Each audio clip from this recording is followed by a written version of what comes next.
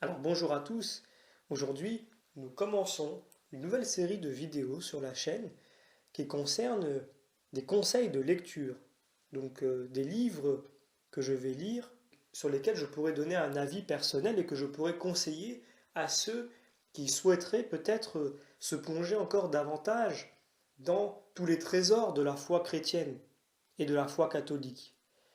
Donc je commence aujourd'hui par un livre qui est édité aux éditions Docteur Angélique, qui est au passage une excellente maison d'édition que je conseille d'ailleurs à tous puisque ces ouvrages, de façon générale, sont d'excellente qualité. Véritablement, je conseille à ceux qui souhaiteraient avoir des ouvrages de qualité qui traitent des questions sur la foi catholique et la foi chrétienne même en général, peut-être de rejeter un coup d'œil dans cette maison d'édition. Et donc le livre en question se nomme Entretien sur Marie. Il est écrit c'est donc un entretien qui est écrit entre Claudine Beauchâté et Jean Rouly. Donc Jean Rouly, c'est un diplômé en théologie de l'Institut catholique de Toulouse et du Thérésianum à Rome, et il est le fondateur de l'école de Marie. Donc c'est quelqu'un qui est assez connu puisqu'il n'en est pas à son premier ouvrage. Il est assez connu puisque il est un des écrivains aujourd'hui, même un des théologiens, puisqu'il est diplômé en théologie, qui développe de plus en plus cette connaissance et les moyens d'accès que nous avons pour arriver à Jésus-Christ, mais par Marie. Et c'est quelque chose de central, puisque même dans les Écritures, bien que cela ne soit pas explicite, comme il est dit d'ailleurs dans ce livre, eh bien, il faut passer par Marie pour arriver à Jésus-Christ. C'est important. Parce que Jésus est venu par Marie, alors nous sommes appelés aussi, tel que Jésus le fait sur la croix lorsqu'il confie Marie à Saint Jean, et lorsque Saint Jean aussi est appelé à être l'enfant de Marie, eh bien, le Christ lui-même nous appelle à passer par ce chemin pour arriver à lui. Et donc dans cet ouvrage, Jean Rouly nous montre un petit peu de quelle façon nous pouvons comprendre et approcher ce mystère qui s'est réalisé par l'intermédiaire de la Vierge Marie. Alors, dans cet entretien, il y a toutes sortes de questions qui sont posées. Donc, quelle est la place de la Vierge Marie au sein de la foi? Qu'est-ce qu'en disent les écrits? Quelle est la nécessité d'avoir une foi qui soit liée à la Vierge Marie? Donc, est-ce que la place dans la foi est facultative ou est-ce qu'elle serait indispensable? Quel est vraiment son but? Quelle est vraiment sa valeur?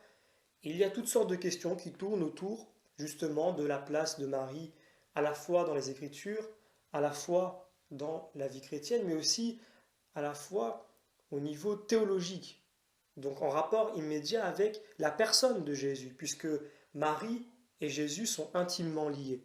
Donc forcément, il est difficile du coup, et on s'en rend bien compte de cela dans le livre, que parler de Jésus sans Marie, ou de Marie sans Jésus, est quand même assez difficile, puisque les deux sont intimement liés. Alors je vais juste lire un petit passage, un extrait, pour que vous puissiez voir justement que cet ouvrage répond à des questions finalement que nous nous posons tous au sujet de la Vierge Marie.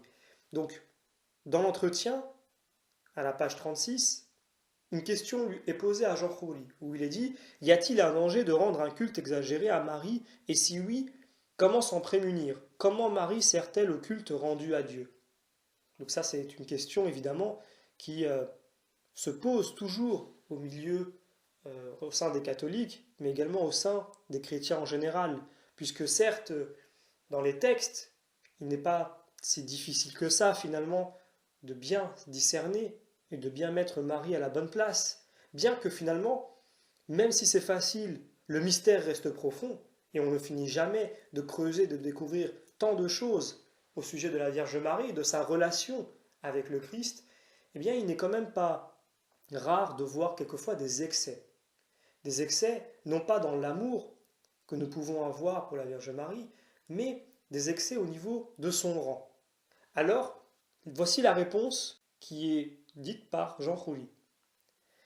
Aimer en vérité Marie sans limite ne peut que nous aider à mieux aimer le Christ.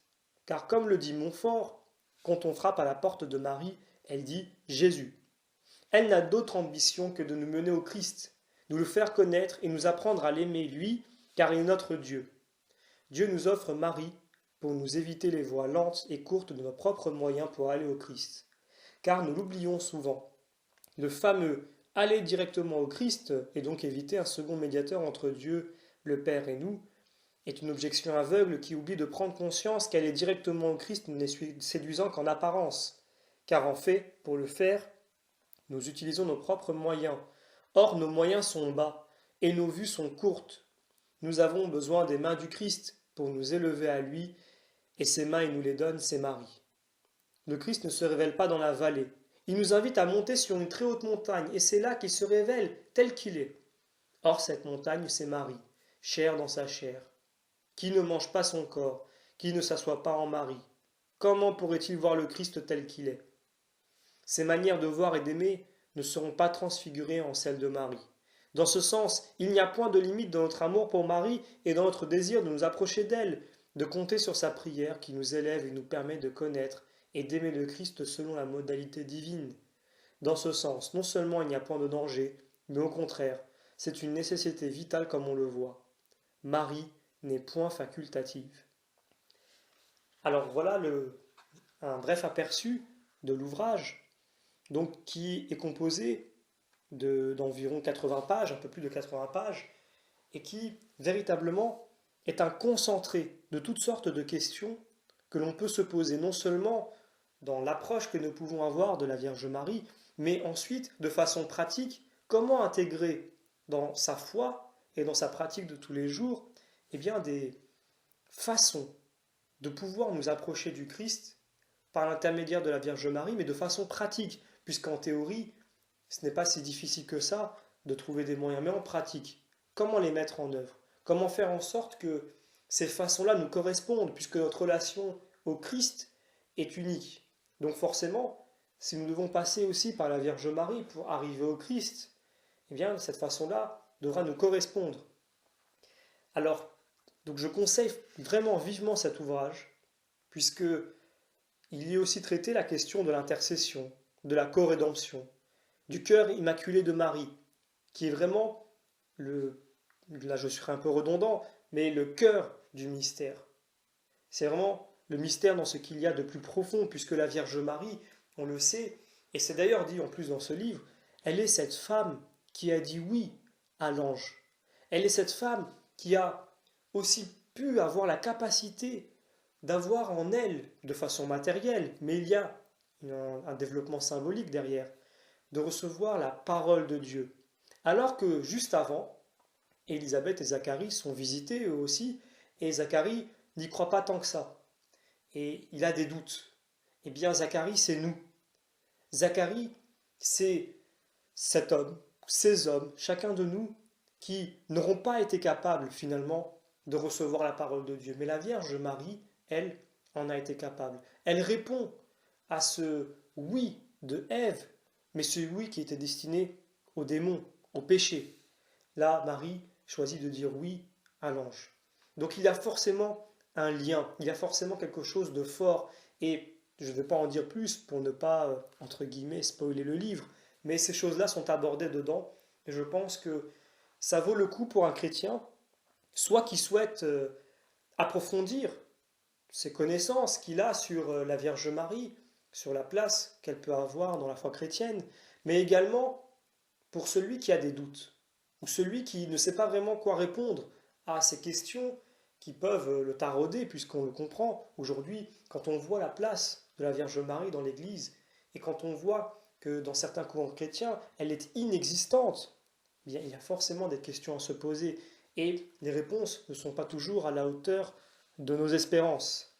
Voilà, donc je n'en dirai pas plus, mais donc je conseille ce livre.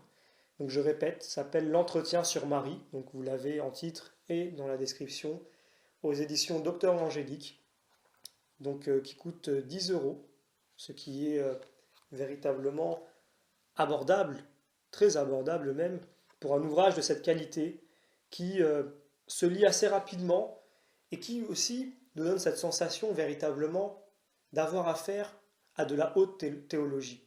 C'est-à-dire que, en prenant ce livre, et en le lisant, on est comme transporté. Ça, c'est vraiment un sentiment personnel que j'ai ressenti durant toute la lecture.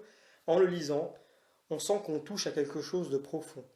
Et pendant que je lisais, eh bien, il y avait des moments où je m'arrêtais et je réfléchissais sur ce que je venais de lire, parce que c'est quelque chose qui était important, quelque chose qui peut-être m'avait touché, quelque chose qui donnait sur un symbole, un élément dans la foi qui pouvait me servir et qui est vraiment intéressant. Peut-être un point même que je n'avais pas vu, donc sous cet angle ou selon un autre.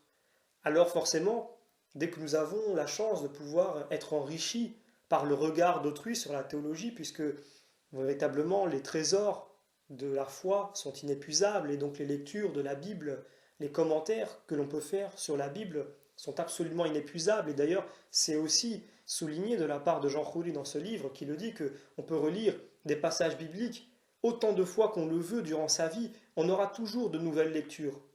Et combien de saintes mystiques en ont fait l'expérience? Elles lisaient la Bible et elles le relisaient encore et encore. Et les passages qu'elles avaient compris d'une façon à une époque, elles le comprennent d'une autre façon.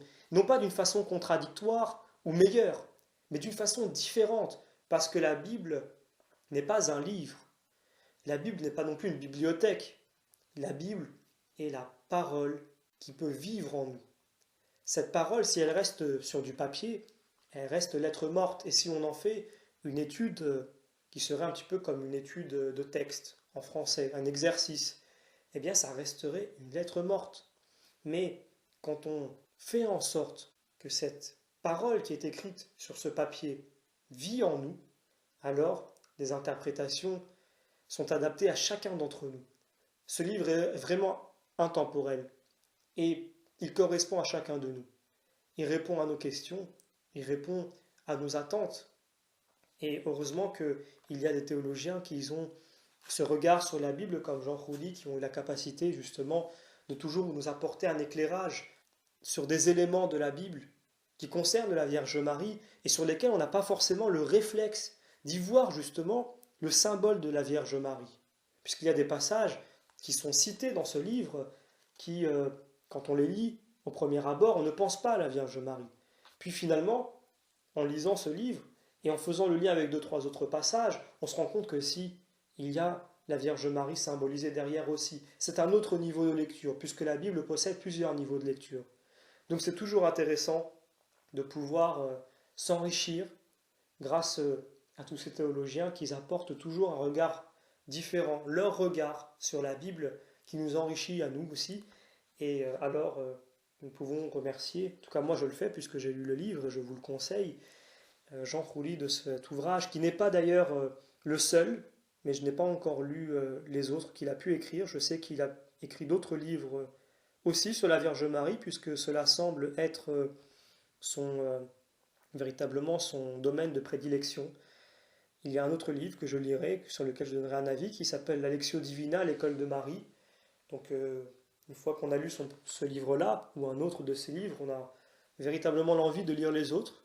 Donc, encore une fois, et pour ne pas être trop long, je conseille véritablement cet ouvrage à tous ceux qui souhaiteraient approfondir leur connaissance et leur pratique dans la vie chrétienne sur la Vierge Marie, et donc pour pouvoir s'approcher toujours davantage de Jésus-Christ, qui, il faut le rappeler encore une fois, est venu au travers de la Vierge Marie vers nous.